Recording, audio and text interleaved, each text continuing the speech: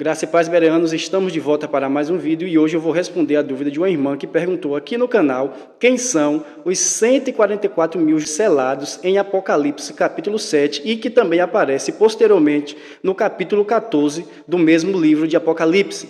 Há duas interpretações para quem são, de fato, os 144 mil selados. Há uma interpretação literal, que aqueles 144 mil são judeus, são pessoas das tribos de Israel, e há uma interpretação simbólica, que aquele número ali não é um número literal e não é para o povo de Israel em si, mas para o povo de Deus que estará atravessando a grande tribulação e serão marcados para que não sofram os juízos de Deus que serão derramados durante a grande tribulação.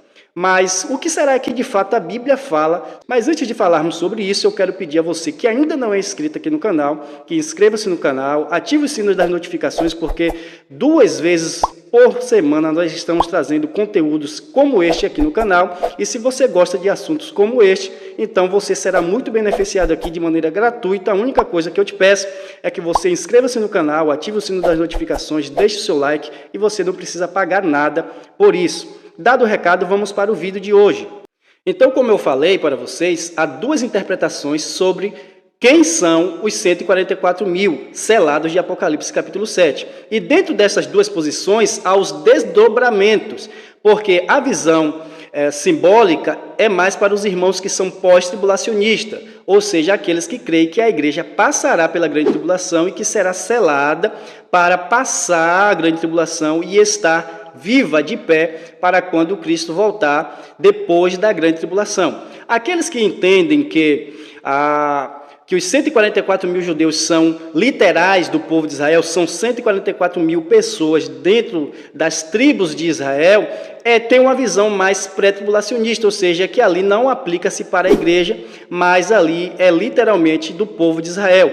E se você ainda não assistiu, eu tenho um vídeo aqui no canal onde eu falo acerca do arrebatamento e da visão pré- e pós-tribulacionista. Vai aparecer em algum lugar aqui em cima um card com o link deste vídeo que, se você não assistiu, vale a pena você também assistir. E como eu falei, os desdobramentos que tem dentro destas duas linhas de pensamento sobre quem são os 144 mil. Tem a visão dos testemunhas de Jeová e também dos adventistas do sétimo dia. Os testemunhas de Jeová, eles creem que aquele número de 144 mil é um número literal, mas, por outro lado, eles entendem que não são da nação de Israel, mas ali é um grupo seleto, um grupo específico, que foi separado por Deus para morar no céu.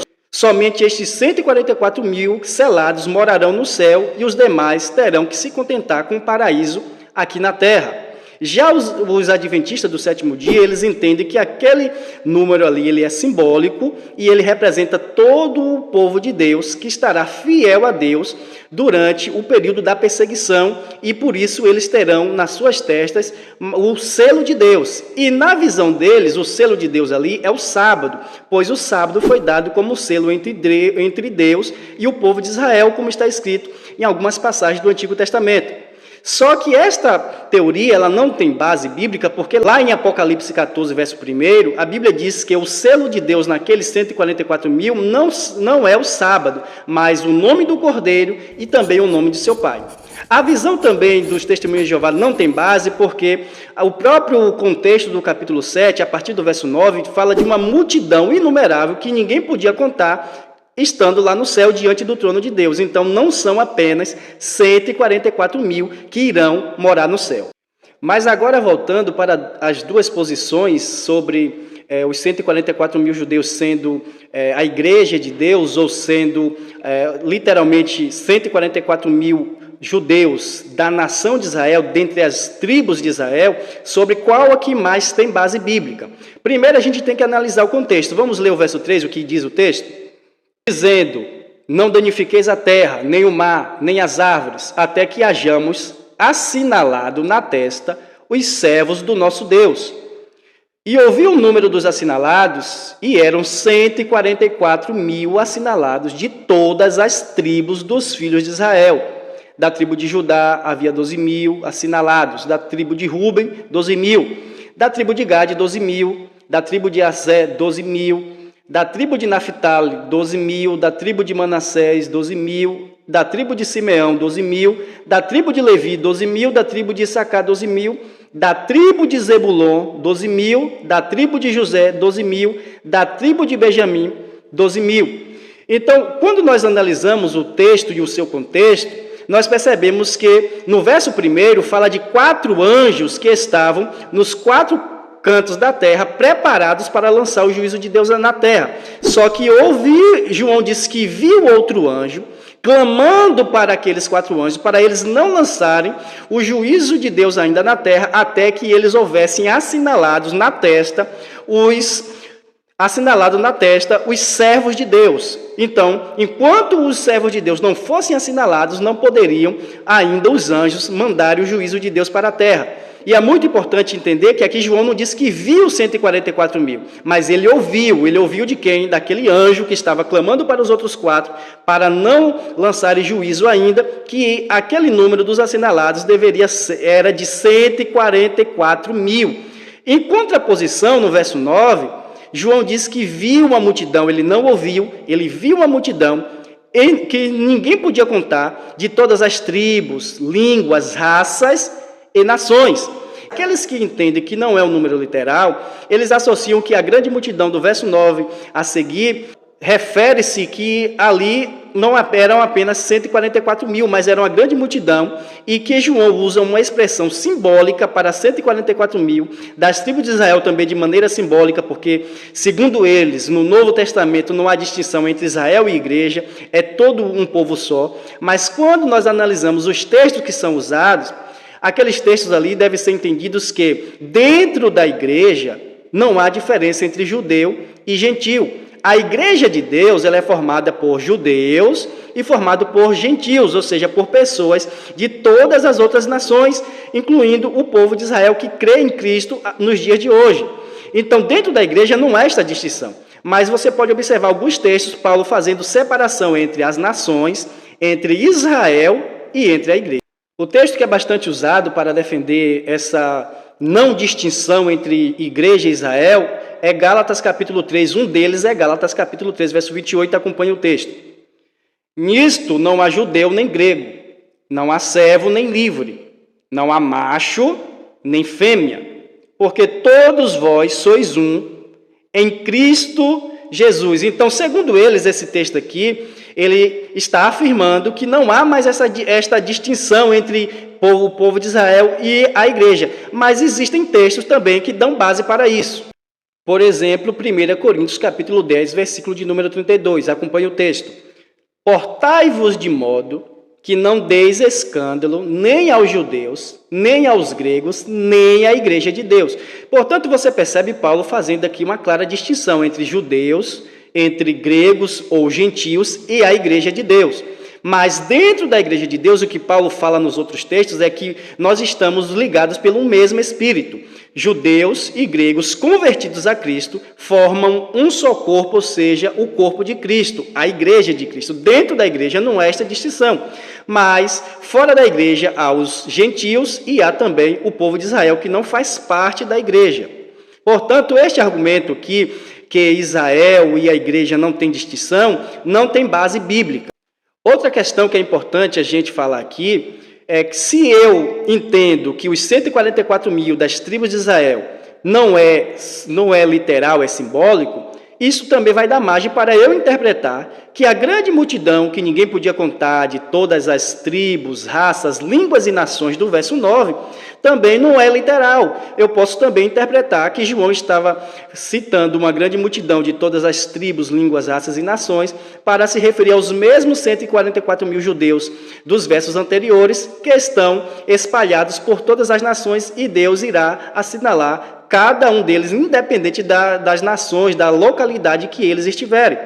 Eu estou falando isso para vocês só para vocês entenderem como é perigoso eu querer alegorizar aquilo que me convém e querer interpretar como literal aquilo também que me convém. Nós devemos focar no texto e no seu contexto e deixar os próprios textos falarem por si. Aquela regra básica, aquela regra áurea da hermenêutica que diz que a Bíblia interpreta a si mesma. Ou seja, texto fora de contexto vira pretexto para heresia. Nós devemos buscar entender à luz da Bíblia o que o próprio texto está dizendo e não incutir ao texto aquilo que o texto não está nos falando. Nós podemos entender claramente que aqui tem dois grupos diferentes dentro do mesmo capítulo 7 de Apocalipse, quando João disse que ouviu o número das assinaladas que era de 144 mil, das tribos de Israel, e no verso 9 ele diz que viu uma grande multidão que ninguém podia contar.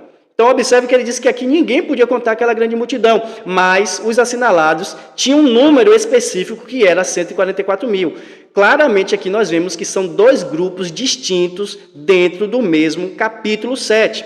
E para completar isso aqui, nós vamos lá para o capítulo 14, onde diz no verso 4 que estes homens, eles não se contaminaram com mulheres porque eles são virgens. Acompanhe o texto comigo. Apocalipse 14, versículo de número 4. Estes são os que não estão contaminados com mulheres, porque são virgens. Estes são os que seguem o Cordeiro para onde quer que vai. Estes são os que dentre os homens foram comprados como primícias para Deus e para o Cordeiro. E aqui é interessante mencionar que essa palavra virgem aqui, ela aparece várias vezes no Novo Testamento e sempre aplicada no sentido literal. Esta palavra aqui, por exemplo, ela aparece em algumas passagens atribuída a Maria, que estava virgem antes de se ajuntar com José, e ela concebeu Jesus pelo Espírito Santo. E várias outras passagens, como lá em 1 Coríntios, capítulo 7, quando Paulo fala das virgens ali, que os pais que as dessem em casamento não estavam pecando, mas se as conservassem sem casar para se dedicarem apenas ao Senhor, faziam melhor. Então, todos os textos que você vai acompanhando na palavra de Deus sobre esta expressão grega aqui usada para virgens, é uma expressão literal. Então, os 144 mil, além de, segundo o texto do capítulo 7, serem das tribos de Israel e terem um número específico, portanto, não pode representar toda a igreja, eles são homens do sexo masculino e não no sentido generalizado do gênero humano, mas são homens que não vão casar-se, ou seja, que terão o dom do celibato, e que foram comprados para o Cordeiro e para Deus como primícias, ou seja, foram comprados da terra. Então, no capítulo 14, estes 144 mil já vão aparecer já no Monte Sião, ou seja, eles, após serem marcados, depois de algum tempo, eles serão arrebatados para o terceiro céu, e já são vistos no capítulo 14 por João, já estando lá no céu, cantando um novo cântico que ninguém podia aprender, senão estes 144 mil comprados da terra, ou seja, eles foram tirados da terra como primícias para Deus e para o Cordeiro, como primícias do povo de Israel, ou seja, eles serão os primeiros a serem salvos da nação de Israel, porque o restante do remanescente de Israel será guardado por Deus durante os 1260 dias, ou seja, os 3 anos e meio da grande tribulação, no deserto, Apocalipse 12, do 6 ao 17, e só farão aliança com Cristo no final da grande tribulação, quando Cristo raiar nas nuvens e pisar com seus pés no Monte das Oliveiras. Então, Zacarias capítulo 12 e também no capítulo 13, diz que eles farão uma aliança com Cristo, e especificamente no capítulo 12, verso de número 10, diz que será derramado sobre eles um espírito de súplicas e de graça, e eles plantearão como se planteiam por um unigênito, e como também por um primogênito. Portanto, nós devemos ficar com o que o texto está dizendo. Se a gente partir do pressuposto de alegorizar tudo aquilo que nos convém e aquilo que também nos convém a gente querer usar como literal, nós iremos fugir do que realmente o texto está dizendo. Quando o texto está sendo claro, não tem espaço aqui para a gente colocar outros tipos de interpretações. Então, o texto é muito claro, os 144 mil é um número literal das tribos de Israel, que serão selados naquele tempo e serão comprados da terra como primícias para o Cordeiro e para Deus, como os primeiros a serem salvos do remanescente de Israel durante o período da grande tribulação, que é um período em que Deus irá tratar diretamente com a nação de Israel. Outro detalhe muito interessante ali dentro do capítulo 7 sobre as tribos, em que cada tribo tem 12 mil selados, é que a tribo de Dan não aparece ali. E quando aparece José, nós sabemos que a tribo de José ela foi dividida para os seus dois filhos, Manassés e Efraim. Logo, quando José aparece ali, já está representando Manassés e Efraim. Mas, curiosamente, em vez de Dan aparecer, aparece mais uma vez Manassés. José aparece e aparece também Manassés, e não aparece Dan e nem a meia tribo de Efraim. E tem uma razão específica, e está ligado com as duas testemunhas lá do capítulo 11, que eu vou fazer um vídeo aqui quando o canal atingir os seus primeiros 1.000 inscritos. Eu vou gravar um vídeo falando sobre quem são as duas testemunhas, qual a relação delas com estes assinalados aqui, por que a tribo de Dan não aparece aqui, nem a meia tribo de Efraim, se eles são Moisés, Elias, Enoque, qual a ligação deles com estes três profetas de Deus. Mas para isso, o canal precisa primeiro atingir os primeiros 1.000 inscritos, e se você não é inscrito, esta é uma boa hora para você também inscrever-se, para que logo logo nós possamos falar sobre esse assunto. Este é o nosso vídeo de hoje, eu espero que tenha sanado as suas dúvidas. Foque no texto, fique no contexto, não saia para interpretações variadas, como alguns interpretam aqui, 12 vezes 12 para chegar a 144 mil, e posteriormente entender que ali é um número representativo para toda a igreja, porque não tem base bíblica, porque o próprio texto já está sendo literal, dizendo que são 144 mil das tribos de Israel. Que Deus te abençoe e até o próximo vídeo.